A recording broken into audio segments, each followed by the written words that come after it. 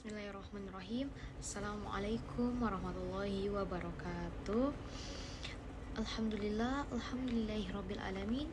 Bihi nasta'in wa ala umuri dunya waddin wassalatu wassalamu ala asyrofil anbiya'i wal mursalin sayyidina Muhammadin wa ala alihi wa sahbihi ajmain, amma ba'du.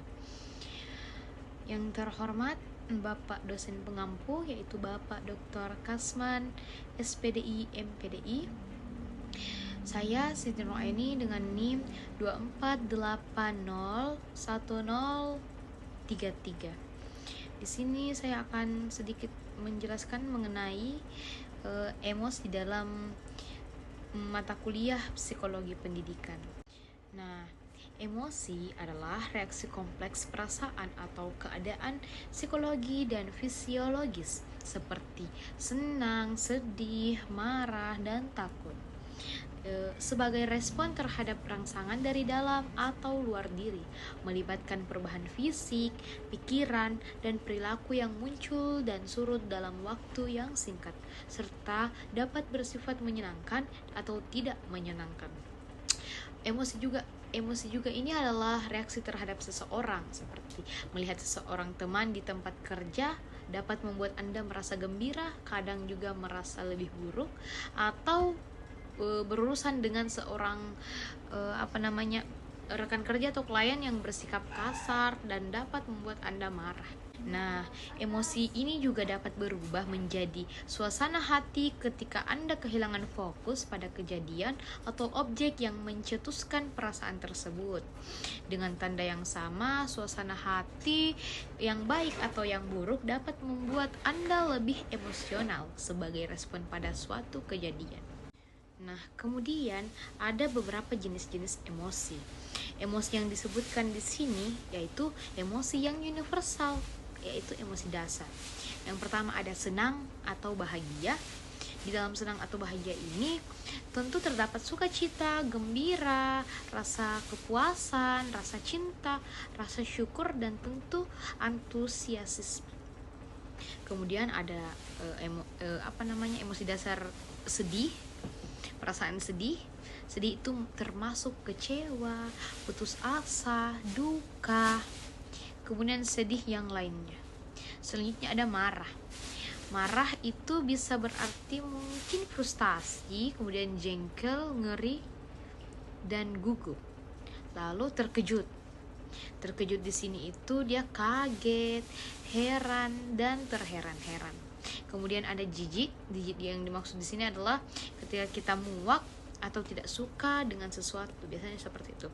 Lalu kemudian setelah jenis-jenis emosi ini tentu muncul 5 dimensi kecerdasan emosi. Yang pertama 5 dimensi itu, yang pertama kesadaran diri.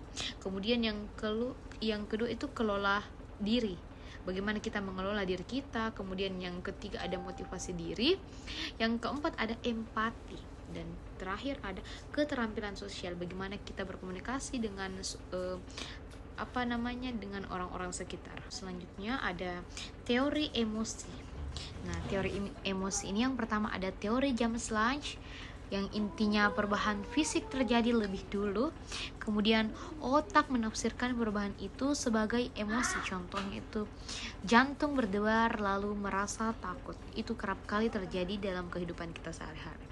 Kemudian yang kedua ada teori Cannon-Barth, yang intinya itu respon fisiologis atau jantung berdebar dan pengalaman emosi terjadi secara bersamaan, bukan beruntun, dan sebagai respon terhadap perangsangan.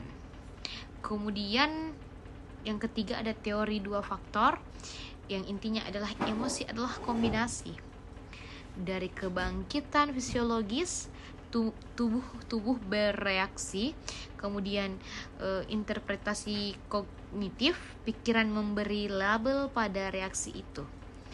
Selanjutnya contohnya ada jantung berdebar dan Anda menganggap itu bahaya. Jadi takut. Jadi ketika jantung berdebar, kita kadang-kala berkata bahwa ini bahaya, jantungan atau apa, padahal itu adalah perasaan takut. Muncul perasaan takut itu. Kemudian selanjutnya ada teori kognitif.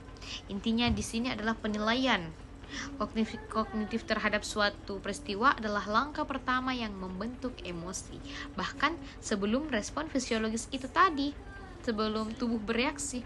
Teori konstruktivis, intinya di sini adalah emosi tidak bawaan, melainkan dibangun oleh otak sebagai prediksi berdasarkan pengalaman masa lalu dan konteks. Sensasi tubuh yang sama bisa jadi rasa lapar atau khawatir, tergantung prediksi otak. Nah, selanjutnya ada peran emosi dalam pembelajaran. Peran emosi dalam pembelajaran itu yang pertama, tentunya mempengaruhi motivasi belajar. Ini adalah peran emosi dalam pembelajaran. Yang kedua, berpengaruh pada konsentrasi. Ini sudah pasti terjadi, akan mempengaruhi konsentrasi anak didik dalam belajar. Yang ketiga, menentukan keberhasilan belajar. Ini tentu menjadi faktor penentuan keberhasilan belajar. Ketika emosi tidak stabil, tentu hasil belajarnya tidak maksimal. Kemudian selanjutnya, peran guru. Peran guru yang pertama, menciptakan suasana belajar yang nyaman. Yang kedua, memberikan dukungan emosional. Dan yang ketiga, memahami perbedaan emosi siswa. Nah, poin ketiga ini, memahami perbedaan emosi siswa, ini yang paling penting sebenarnya. Karena ketika kita tidak memahami perbedaan emosi siswa, ya kita sendiri yang repot. Nah, baik, selanjutnya kesimpulan. Kesimpulan yang pertama, emosi berperan penting dalam pendidikan. Tentu sangat berperan penting dalam pendidikan. Karena kalau kita tidak tahu apa itu emosi, bagaimana itu emosi, bagaimana cara mengontrolnya, kita akan kesulitan. Kemudian yang kedua, pengelolaan emosi yang baik mendukung proses belajar. Sudah dijelaskan di poin sebelumnya tadi. Kemudian yang ketiga, pendidikan menjadi bagian dari pengelolaan emosi. Mungkin hanya itu, kurang lebihnya mohon dimaafkan. Wallahumma fiq lakum wa thoriq. Wassalamualaikum warahmatullahi wabarakatuh.